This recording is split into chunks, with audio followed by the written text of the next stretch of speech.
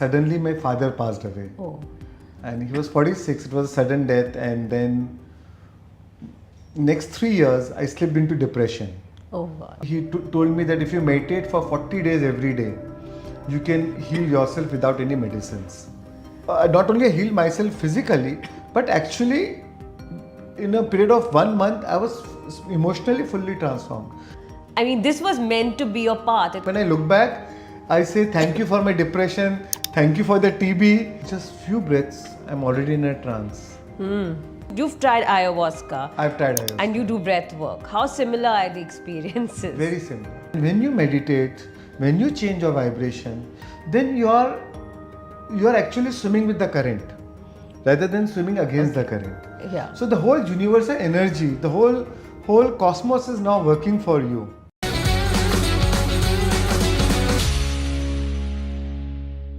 More and more we see how spirituality can coexist with other aspects of our life and even enhance them.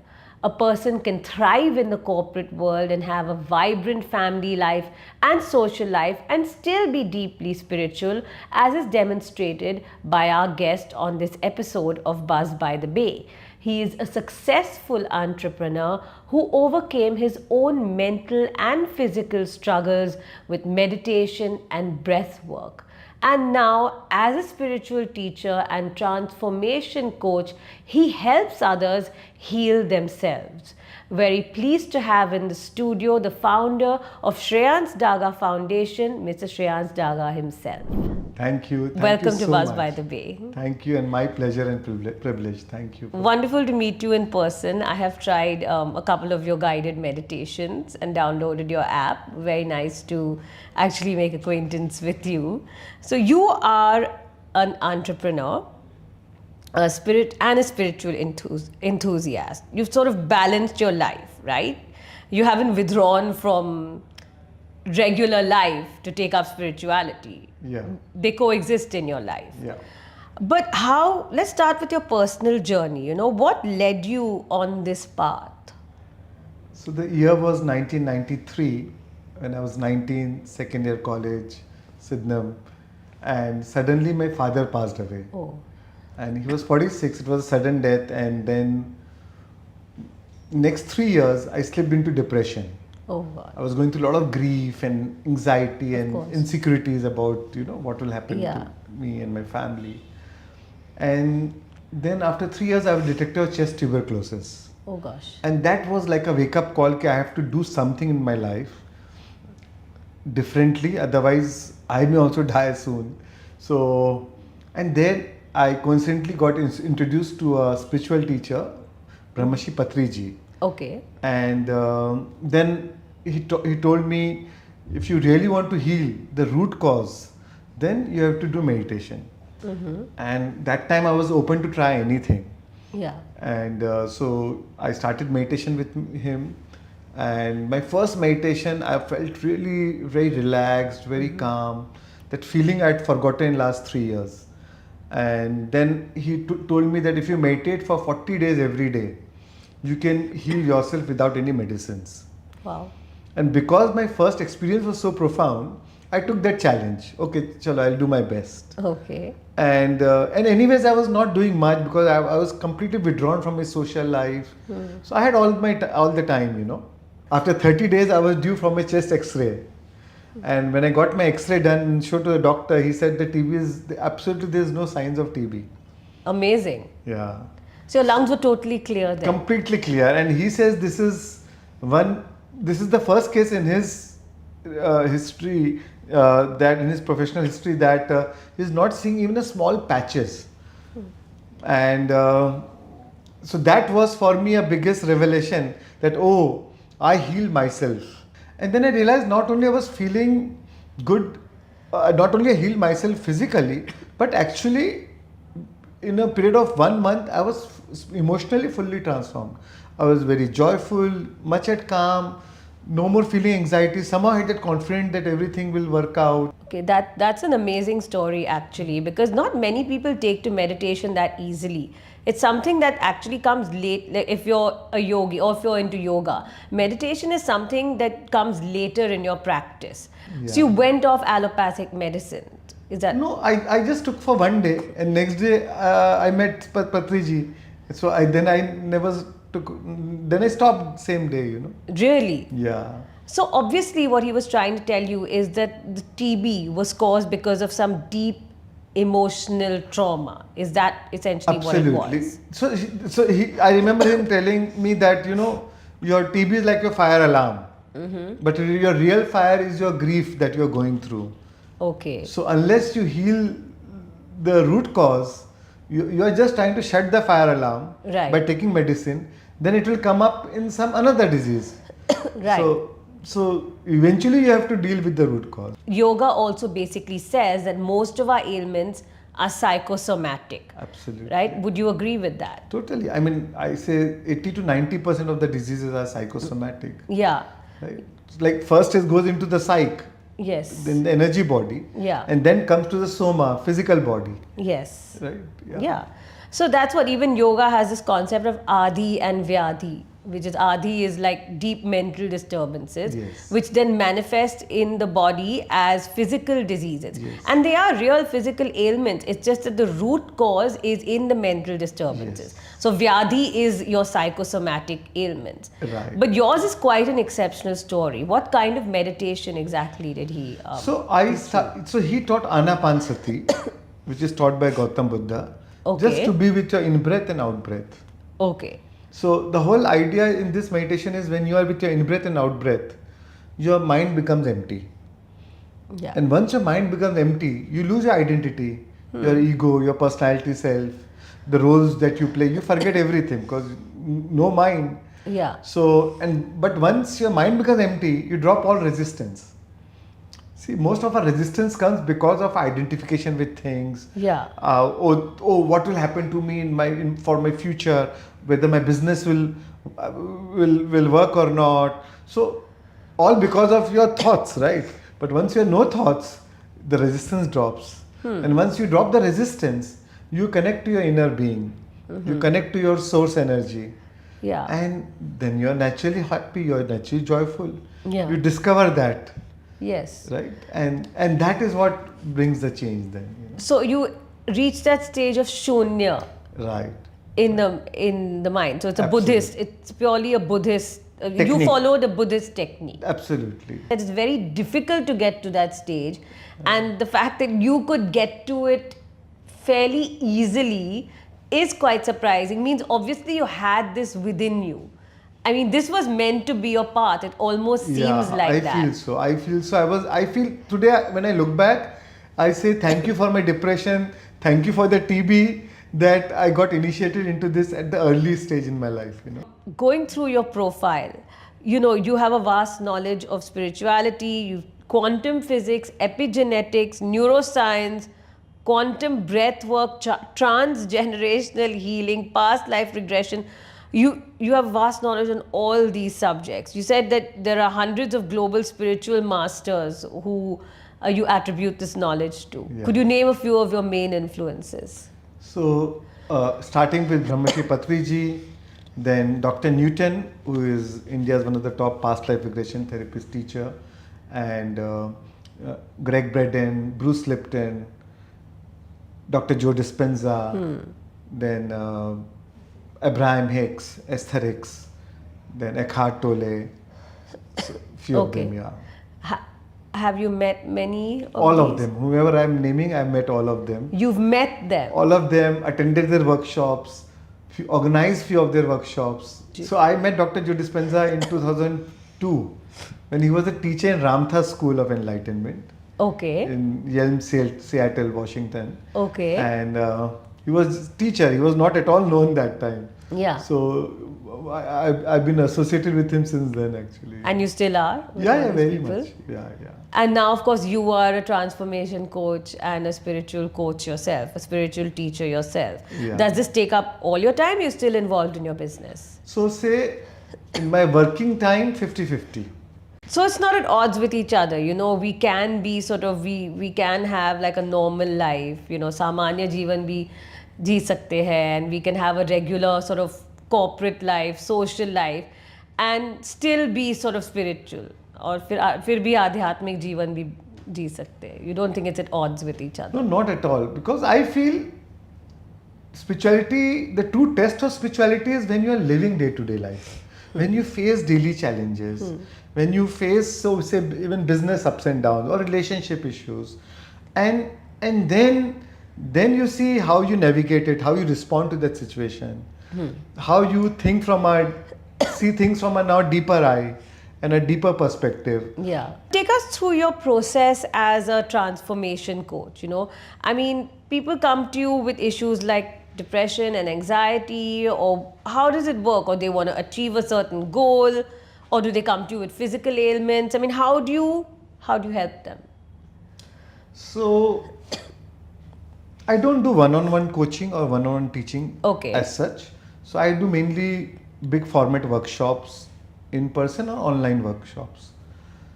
So, I have all kinds of people, but mainly people don't come to me for that because they are going through an ailment or healing.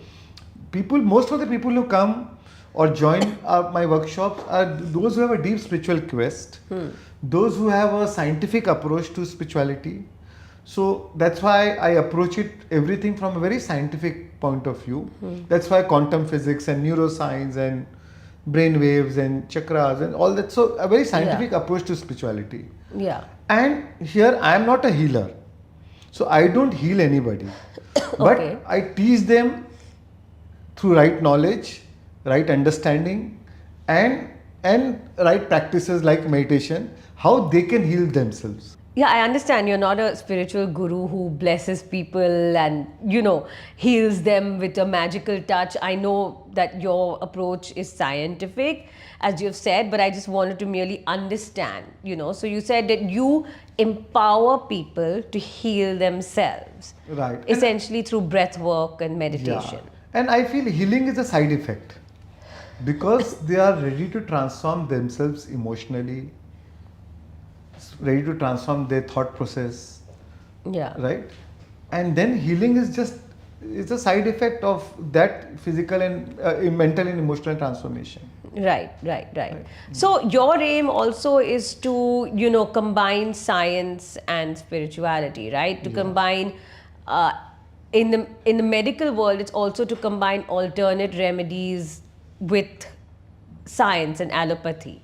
Is that also what you aim to do? Absolutely. So I feel we should have a scientific bent of mind, and even spirituality should be approached from a scientific bent. It should appeal to a logic. It should appeal to, and it should be experiential. One should not believe because, I say it so. Why not try it and experience it yourself? Then it turns into wisdom, right? Right. Because knowledge without experience is just philosophy. Experience without knowledge is ignorance. Only when you combine knowledge with experience, it turns into wisdom. Yes. And that's why I combine knowledge with meditations, which is the experiential part. Yeah. So that it turns into wisdom. Okay, I want to go deeper into that in exactly how you conduct your meditations and your breath work, because I was going through, some of your meditations, especially this transcendental breath work meditation, which seems pretty intense, Yeah. So I want to come to that and get maybe a bit of a demo if you can do it. But before that, I read a term that you mentioned, quantum energy medicine. What is quantum energy medicine? So basically healing, everything, as Nikola Tesla said, if you want to understand the secrets of the universe, think in terms of energy, frequency and vibration. Right? So everything is energy. When you change your thoughts, when you change your emotions, you change your vibrations, and then the healing happens. Or you start attracting things in resonance with your vibrations. Yeah. That's how the law of attraction works. Yeah. So quantum energy medicine is to connect to the quantum field, to connect to that higher dimension, to the higher mind. Right. And change your vibration, change your frequencies from and then the healing happens. Right. So there's no dependency on anything outside. Right? Right. Okay. So basically, you're saying we're all energy. Yeah. and you're connecting to a sort of universal field of energy or a universal consciousness in some ways also. Yeah. Could you say it like that? I would say quantum field, A quantum field. Yeah. Okay. Yeah. Right. So that's essentially how you heal yourself. And another interesting term that you have mentioned that I read about in one of your other interviews, you said that our mind is the biggest pharmacy. Yes. Right? But do you think with ailments like cancer and serious ailments like that, I mean, you feel that the mind and this sort of meditation and breath work can have a big role in healing it? Of course. So our autonomic nervous system is the biggest pharmacy of chemicals. Right? So whatever chemicals which are needed for our body to heal, Yeah. our autonomic nervous system produces it. Right. So we don't need to depend on external medicine. Not that I'm against any medical field. I feel sometimes it is good for any acute ailments. Yeah. But for a chronic disease, for a disease which are more lifestyle diseases, I think if we really need to cure it, we need to make some lifestyle changes. We need to work on our thoughts, our emotions, to really make a change and really heal from the root cause. Yeah. Of course, we have to take help, and you can't have an extreme approach. It can't be only this will work or only this will work. Like you said, you have to marry the two, right? You have to use the best of both worlds. Have you, in your experience, in your workshops, actually seen people really heal themselves? Many. I mean, earlier I used to collect the data, and now last 2 years we have even stopped collecting data because now there are so many cases, from fourth stage cancer to arthritis, or any kind of autoimmune diseases, or diabetes, blood pressure, anything. I mean, almost any disease which I've seen that people have healed themselves. So many times the healing has happened to my surprise. Yeah. Really? Yeah. So you've actually seen like people with diabetes or even first stage cancer actually go into some sort of remission. I'm talking about fourth stage. stage. Fourth stage. Yeah. Go into a remission. And that we have documented also, Okay. Yeah. Possible to tell us a little more about this particular episode or particular client? So that Lavisha, she's from Ahmednagar. Right? She was fourth stage cancer. Doctor said that you might have maximum 2 months. And that is when she said, now I have nothing to lose. And that is where she started meditation along with breathwork. And she came to my workshop in a fourth stage cancer. And now she's healed fully. And 2 months have passed and she's okay and... No, it's been now 2 years, more than 2 years. Yeah. Incredible. Fully reversed. Cancer is fully reversed. That's incredible. Yeah. That's incredible, right? I mean, yes, for sure, the mind and faith and your breath have a big role to play in all this. If you, again, going back to yoga, there's such importance given to breath, right? The yogis believe that you can increase your lifespan by controlling your breath. Essentially, that's the basis of yoga. Controlling the prana, and I know you also talk a lot about prana, the vital energy in us, which is responsible for all our physiological functions. Yes. You have the 5 main pranas. That's what meditation does, right? Yeah. Increase the pranic energy. Yeah. Right? And also connect you to your source energy. Yeah. Because when you lose your identity, your ego, your personality, you reach a state of non-duality. But the real challenge starts after you get up from meditation. That's where knowledge and awareness comes in. That how do you maintain that modified state throughout the day? Yes. So how do you? So that's where all the knowledge comes in. Okay. And understanding, and that's why I said to being aware throughout the day is like many meditations throughout the day. So every time you lose your temper, same situation, you see all of a sudden you see your mother-in-law who pushes the same emotional button and you are back to your past, right? But now when you are aware and you know what alignment is, now you know, you are losing your connection. But the very act of awareness helps you to not take that situation so seriously. not identify with their words, not have a judgment towards the situation or towards Okay. person, because you know that you are losing alignment because of that. And when you do that, or you can take out, and or when you say no, I can't help but being angry. Yeah. So you can take out 10 minutes, again align yourself, again focus on your breath, and go back from a right state of being. So my intention of all meditations is to change your state of being, and then from the right state of being, then doing whatever you are doing. See, when things change inside you, things change around you. Yeah. Because then according to that vibration, you'll start drawing things into your life. And when you meditate, when you change your vibration, then you are actually swimming with the current rather than swimming against the current. Yeah. So the whole universal energy, the whole cosmos is now working for you. Right. And that's how even your manifestations becomes easier. Yeah. Right? You're flowing with the current. Understood. So change your state of being essentially means get on a higher vibration. Yes. Get on a higher vibration. Absolutely. Yes. And then of course continue after you get up from a meditation. You said the important thing is to stay in that higher vibration for the rest of the day. Yes. So to have a heightened awareness. Yes. And not take everything personally. See, when you meditate, you realize that my happiness is not dependent on anything outside. See, today, 7.9 billion people on this planet. We are all chasing one common goal, one common thing, happiness, right? And we believe that, oh, if I get a new house, then I'll be happy. If I have a relationship like this, or a new wardrobe, or a new vacation, then I'll be happy. Yeah. Now, in meditation, you realize that, oh, my happiness is within me. When I connect to my source, Right. that source is my ultimate resource. That is my ever-ready resource.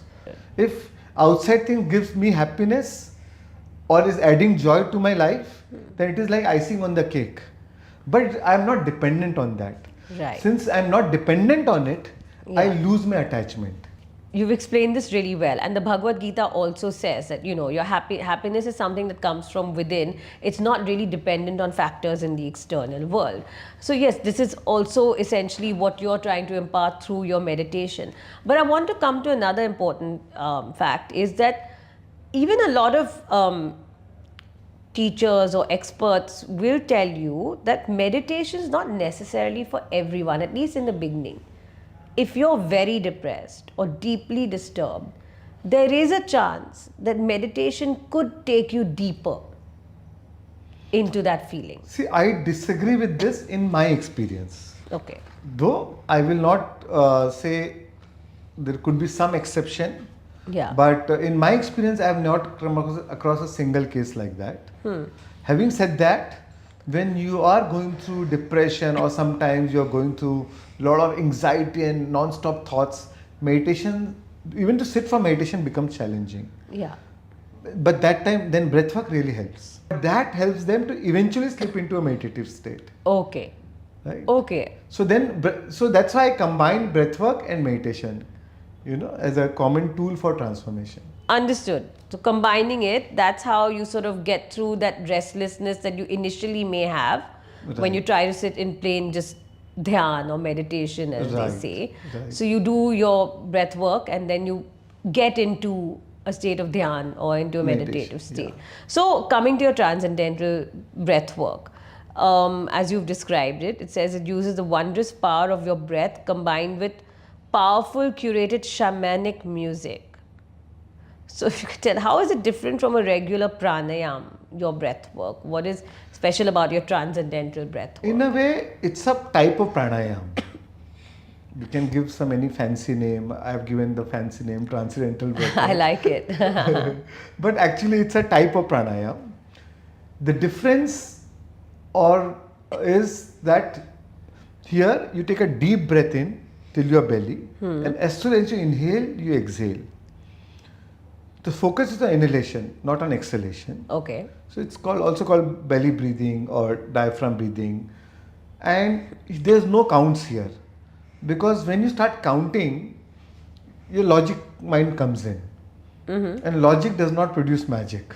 You activate the cosmic life force, the vital life force, the pran shakti. Yeah. Because you're hyper oxygenating, and and you can feel the vibration in each and every cell of your body, and then this energy starts moving up from your lower chakras to higher chakras, and eventually you reach a transcendental state of mind.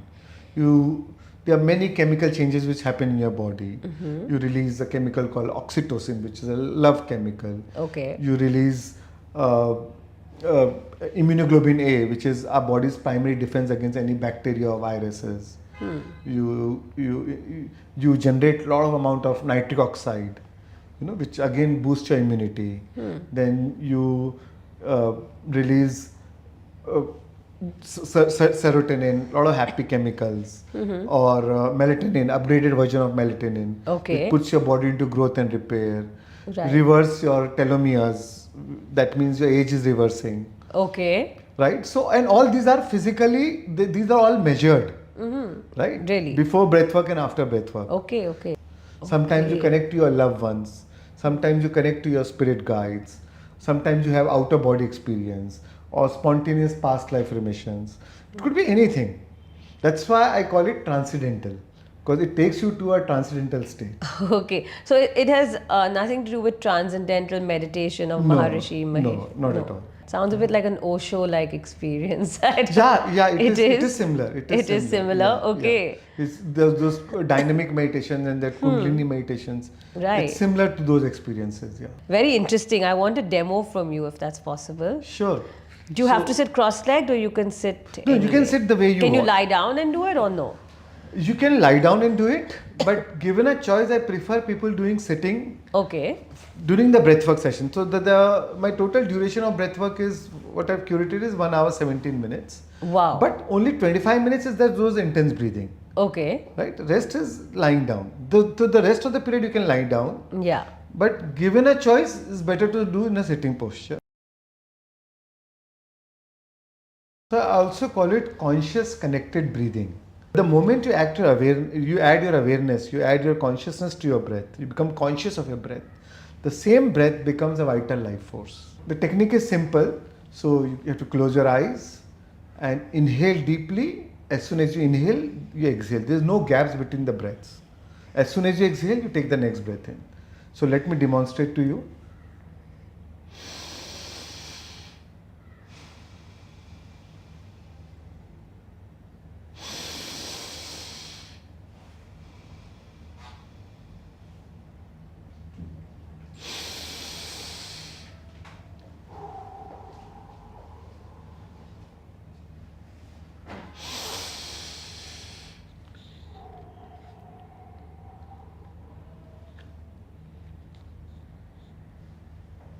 So just few breaths, I'm already in a trance.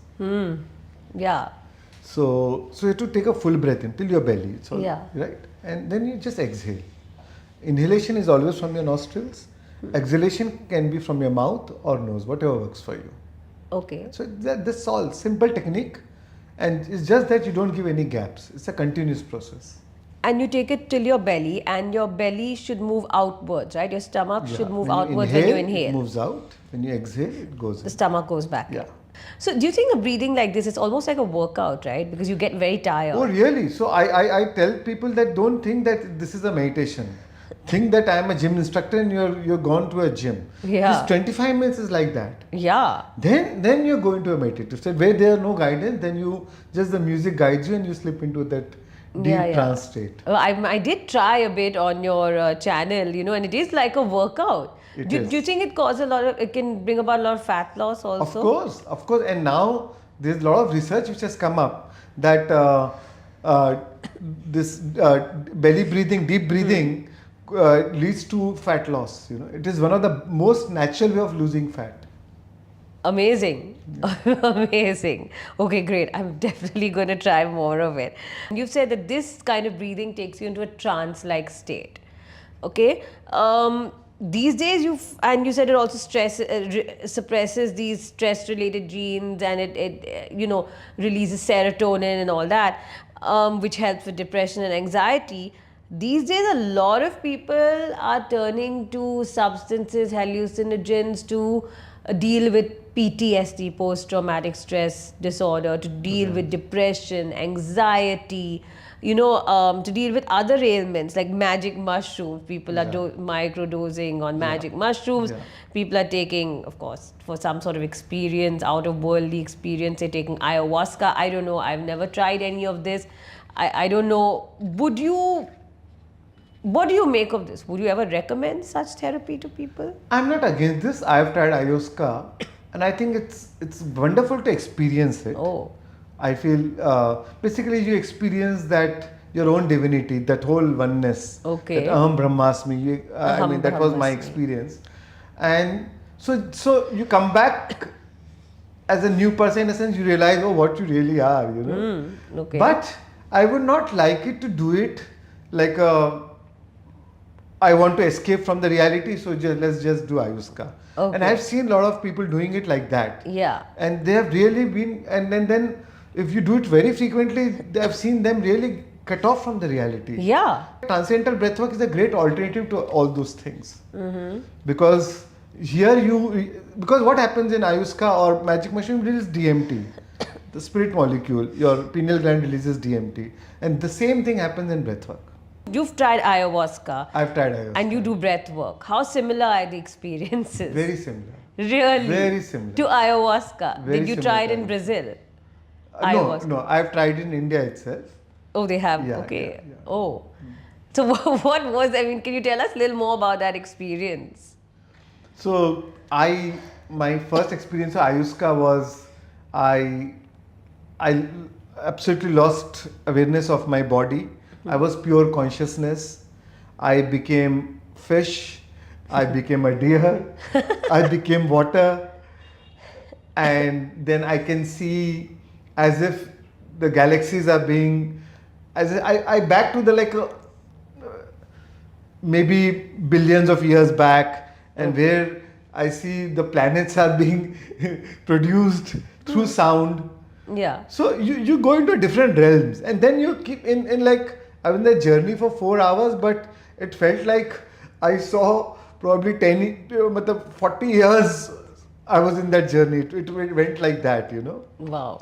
There's so much that you see. Yeah, yeah, So yeah. I mean I love that experience. It was a very profound experience. Mm-hmm. So I'm not against ayahuasca. Mm-hmm. I'm for ayahuasca, but at the same time I'm not for making it a regular thing. Yeah, don't make a habit out of it. Yeah. I think I'd rather stick to your transcendental breath work personally, but it does sound very fascinating. Now I want to come to your creative visualization, which I know you specialize in, right? Creative visualization through meditation, which is essentially manifestation, right? I mean, first of all, how has it helped you? Can you tell us? So I started it very early. When I told you, when I go into meditation, Patriji gave me the book, The Power of Your Subconscious Mind, and another book was The Elements of Visualization. And I was reading both these books. So first time I realized, oh, a subconscious mind is so powerful. Then when I was reading The Elements of Visualization, the first time I realized, oh, visualization is such a powerful technique for whatever we want to manifest in my life, in our lives. And that time I wanted to manifest healing, right? That I am healed. I was going through TB. So I used visualization as a tool as if I'm healed, I'm active, I'm partying, dancing, music, as if how would I behave as if I'm normally healed. And it worked for me. And then I used it for my business, for my relationships, and everywhere I saw that it's working. So visualization is a very powerful tool to basically rewire your brain, Okay. because your mind does not know the difference whether you're imagining or whether it is actually happening in your life. So when you visualize, say suppose I want a new house, and when I visualize that I am in the house, beautiful house, and I'm feeling that emotion, so your mind does not know that whether you are visualizing or you are actually in that house. And the body produces the same chemical as if you are actually enjoying that journey or enjoying being there, right? And when you rewire your brain to that, you actually are programming your brain for that to recognize into your actual life. Right. So So naturally you will prone to take the right decisions, to make the right choices, which will lead you to that happening in your life. And also, not only you visualize, only visualization will not work. You have to visualize and emotionalize. Because when you emotionalize it, it changes your vibration. It changes, then you are offering the right vibrational frequency to the quantum field to match that into your life. Because your vibration always precedes manifestation. If I tell you just close your eyes and visualize, you may be able to visualize, but you may not be able to emotionalize. And then it will not work. So that's why there's a proper technique. First, come to a stage where you're in a state to feel it, to emotionalize it, and then visualize it. Okay. So so it has to marry. When you combine your thoughts with the elevated emotions, then you can manifest what you want in your life. That's fascinating, and I like that you specified that it's not just closing your eyes and visualizing something. It's actually emotionalizing it, feeling the emotions as if you already have that. Yeah. But I imagine that's also not easy to do, right? That is the real challenge. And that's why there's a technique how to go about it. What is the technique? That's why, like in my meditations for manifestation, I follow 5 steps of creation. First is brain coherence, which is through the help of anapanasati, observing your breath, you become nobody, nothing, nowhere, no place, no time, right? And then second step is heart coherence, where you focus on your heart center, where you change your emotions, where you transform your emotions. Okay. And then you come to the third step, which is creative visualization. And then the fourth step is surrender, where you visualize. In the third step, you visualize what you want. You don't visualize how you want. How you want is what you surrender. You leave it to the higher mind. Because the higher mind knows how to make that happen into your life. And then fifth is you end with gratitude. You're thanking as if it's already happened and give thanks for that. And that's how you end. So this is the journey, and that's when really it works. So it's a 5-stage sort of process that you go through. Yeah. And creative visualization comes later. Absolutely. Basically. And then you end with the gratitude. Yeah. Very interesting. It's very scientific. Whatever vibration you're offering to the universe, to the quantum field, it matches the same situations or relationships or events into your life. Right? Yeah. You'll draw the similar people, places, things, time and event into your life. Yeah. Now, the universe do not know that the vibration that you're offering is because that is actually happening in your life, because you have visualized something about your future, about your dream, or you are going through some anxiety. Yeah. Or like worry is a prayer for manifesting what you do not want. Yes. Right? Because when you're worrying, you're speculating the worst outcome. So you're increasing the probability of that happening in your life. Right. And when that happens, you say, oh, I thought it so. But it happened because you thought it so. Because you thought it. Or you're thinking about some past. It could be some happy moments from your past, which could change your vibration in the present. Yeah. Or it could be some challenging moments or some adversities of your past, and you can reminisce about that, and you're going, and then you're feeling angry or upset about it now. Yeah. So the universe does not know, but no matter what it is, whether it is thinking about your future or thinking about your past, the vibration that you're offering is in the present moment. That's wonderful. I really like that explanation. So it seems to me that emotionalization is the key to this. Absolutely. Right? So you're almost sort of tricking your own brain, you're tricking the universe also, in a way. Yeah, absolutely. You're tricking the universe. But because the process is like this, you may start with manifestation. Oh, I want something, right? But in the bargain, you practice it time and again, that you learn to connect with your source, connect with your inner being, and then you feel so whole that after a point you say, I don't want anything. And then all you want is to give. And then giving gives you joy. Many times I've seen people who start very humbly, then they get success with all these manifestation techniques through visualization, emotionalization, and then they get a lot of wealth. And then once they get wealth, and then the ego makes the backdoor entry. Ah. Then you become arrogant, you become judgmental, and then you say, "Oh, I'm a self-made man. I made it all," and you guys don't understand. I mean, you know how the ego tricks you. Yes, yes. And then it changes your vibration back, Of and then course. you lose your wealth. Yeah, no, absolutely. No, so that ahankar aa jata hai, and that should not come. Once you have that understanding, ki all sentient is still temporary, and then it will not lead you to arrogance. It will not. In fact, makes you more humble. So when you are when you are spiritual and material both, then success gives fulfillment because you know how to balance both, right? True, true. No, absolutely. That's And also success become long lasting yeah. because you are also able to sustain that wealth, sustain that success. Lastly, could you leave us with 3 simple techniques for manifesting success? I know we've spoken a lot about this. If you could just simplify it, like 3 mantras for success or 3 simple techniques for manifesting success. So I would say try to spend every day, start your day by first changing your state of being. Where meditation is a very powerful tool to change your state of being. Don't start your day that, oh, I'll go out and I get something and then I'll become happy. How I like to do things is first I want to meditate, I want to become very, very happy, and then doing whatever I'm doing. The universe is amazing. What you feel about is what you bring about. The universe say, oh, you are happy? So let me give you more of the situations so that you feel more happy about. Yeah. Right? So this is how the law of attraction works. Yeah. So if we are smart, if we are intelligent, why do the hard work? Why not do the smart work? Why not have the law of attraction work for you? And that's how you change, that's how you save more time. Yeah. What you want to achieve in 10 years, probably you'll achieve in maybe 1 year. Not only that, you'll increase your productivity, you increase your efficiency. No matter if all your life you have been stressed that, oh, one day if I become so wealthy or if I get so much of richness in my life or if I make so much of money, then I'll be happy.